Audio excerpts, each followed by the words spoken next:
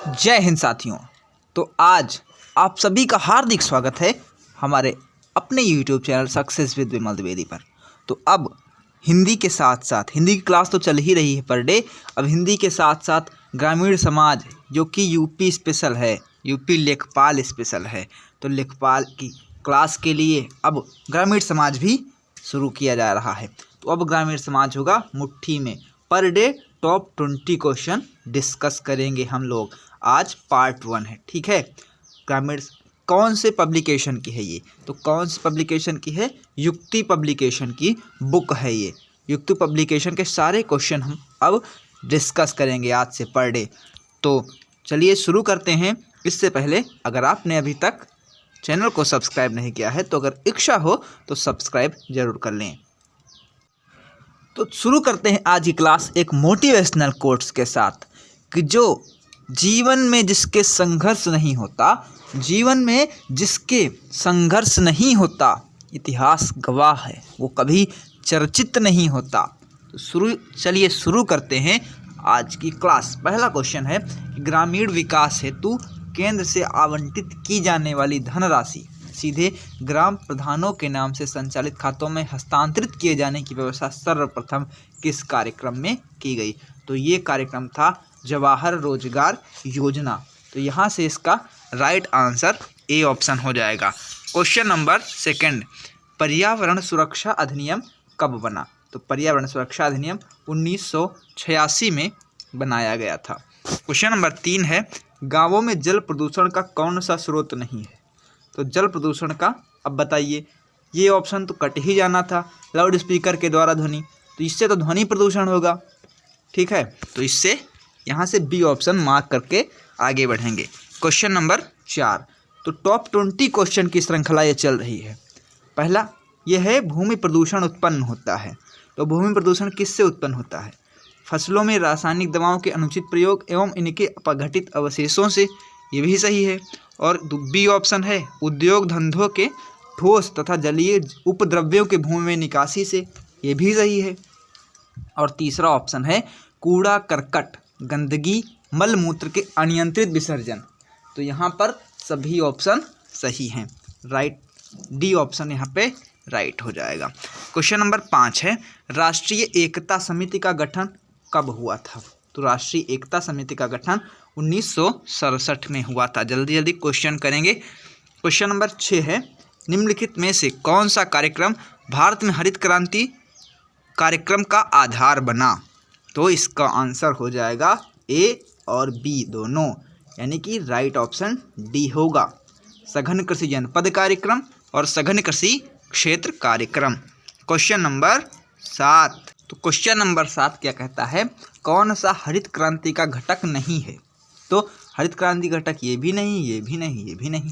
रासायनिक उर्वरकों का प्रयोग, उन्नत सिंचाई और अधिक उपज देने वाली प्रजातियों के बीजों का प्रयोग।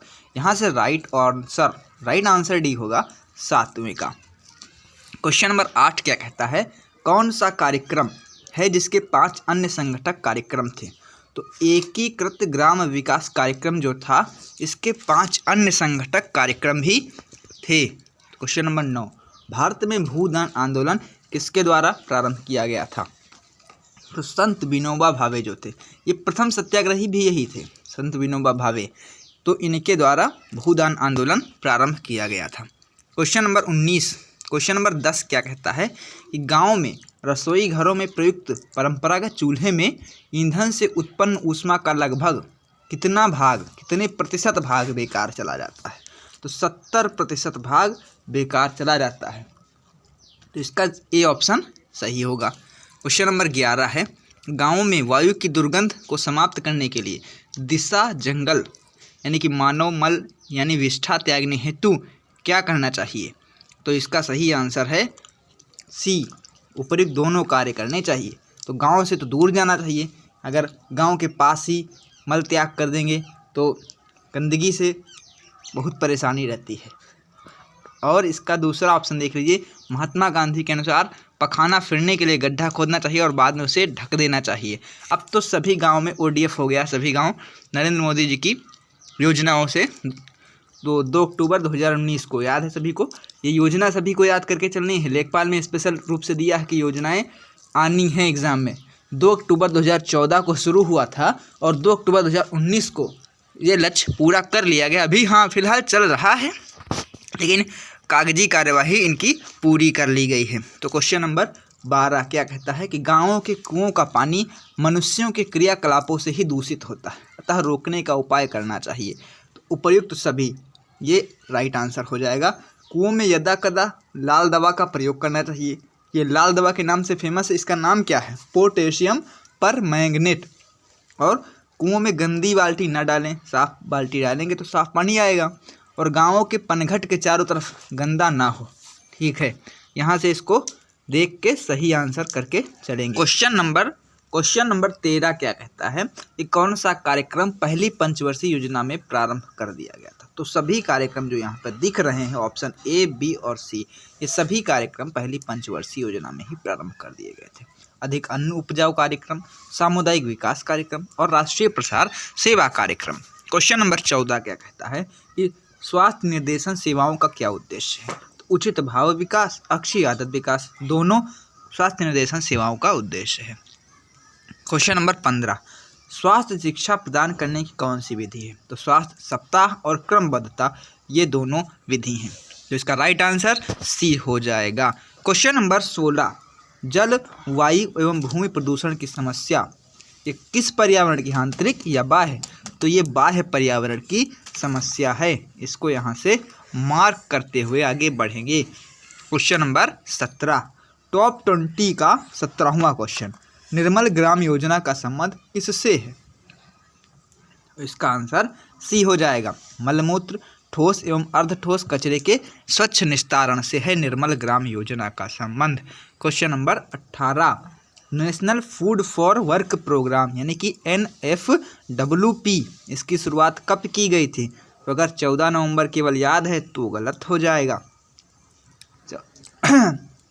14 नवंबर 2004 को national food for work programme की शुरुआत की गई थी। क्वेश्चन नंबर 19, जिला ग्राम्य विकास अधिकरण का कार्य कौन सा है? तो ग्रामीण विकास के लिए योजनाएं बनाना, शासन से प्राप्त अनुदान का ग्राम पंचायतों को आवंटन करना, विकास योजनाओं का अनुमोदन। तो उपयुक्त से सभी जिला ग्राम्य विकास अधिकरण के कार्य हैं। क्वेश्चन नंबर 20, देश में ग्रामीण विकास हेतु प्रधानमंत्री ग्राम सड़क योजना कब शुरू की गई थी? तो देश में दिसंबर 2000 को, दिसंबर 2000, ये याद रखेंगे, ये क्वेश्चन पूछा जाता है बहुत बार कि दिसंबर 2000 में प्रधानमंत्री ग्राम सड़क योजना शुरुआत की गई थी। तो ये था आज का आखिरी क्वेश्चन। अब मिलते हैं कल एक नई वीडियो के साथ और नए टॉप 20 क्वेश्चन के साथ। तो तब तक के लिए रखिए अपना विशेष ख्याल। वीडियो अच्छी लगे तो दोस्तों तक पहुंचाएं। धन्यवाद।